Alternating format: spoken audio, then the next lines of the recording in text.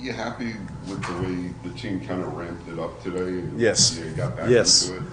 I thought it was good to break the ice yesterday and then have like more skill kind of, and today like more compete.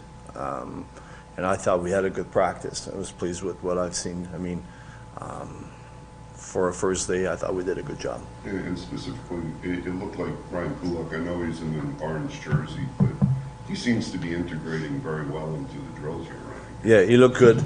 He looked good. But again, we'll make a decision upon how things go this week, and we'll see for the game against Dallas on Sunday. Just in your opinion, after a long break, is it tougher to come back mentally or physically? Like for the players on that 2-week break here. I think mentally we're everybody's pretty rested. I mean, everybody feels good for that break.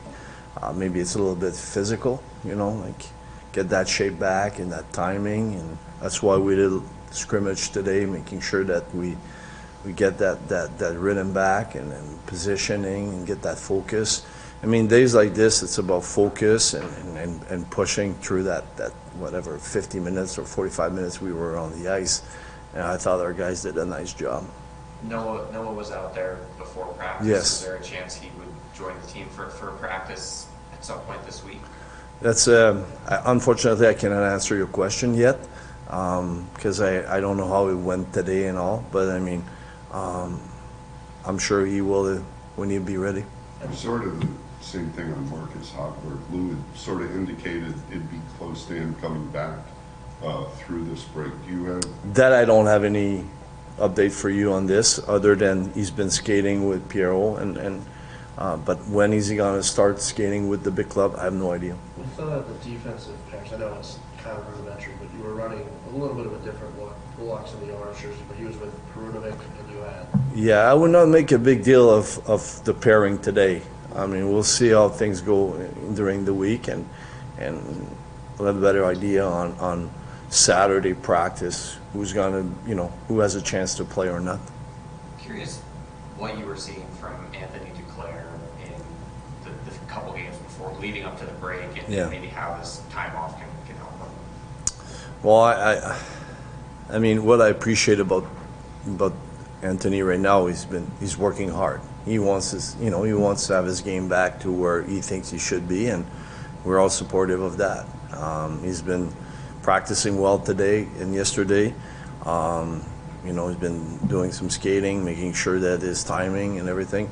I think it's hard when you have the type of missing a lot of time and coming the timing, and everybody is at another level, so catching up, I mean, it might be tough. So that break might be good for him, but I have a lot of trust in him and a lot of confidence in him, and I know and he cares. He wants to play well and he wants to do well.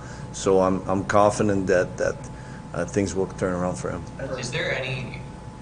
Obviously, he's still dealing with some effects of that injury. Is there anything he can kind of adjust, or anything he can maybe do differently in this game to sort of compensate for that, if that makes sense? I think in his case, is just feel comfortable on the ice. I mean, the way he's playing, he's a guy that uses speed, and so I mean, I'm confident that I mean, he's playing with Anders and Bo, and these guys are going to help him, and the same thing for him. I mean, I really do believe that he'll get his timing back, and then he'll play some good hockey for us down the stretch. Just as a coach, I guess, when you have a break like this, how do you kind of approach it? Do you reset? What do you work? What do you think about this?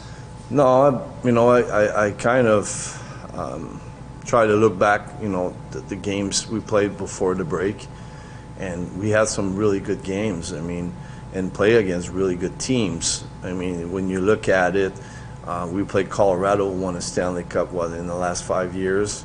We played Vegas, who won a Stanley Cup. We played Florida, who won a Stanley Cup. Tampa Bay, who won Stanley Cups. I mean, that was not an easy stretch, and I thought we did really well. I mean, we played some good hockey. Now, I mean, it's continued to improve in some areas in our game. We talk about tracking today. We want to do, be better in our tracking in our back and D zone.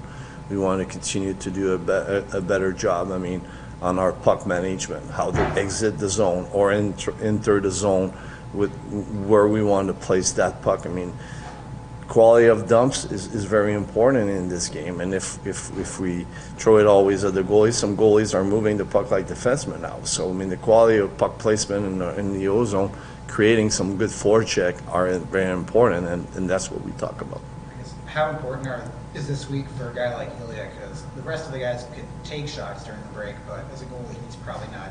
He can't really replicate NHL shots, right? So for him, how important is this week to ramp up? I honestly, I cannot speak for him, but let's say I speak for myself. If I would be in that position as a goalie, it would not change anything to me.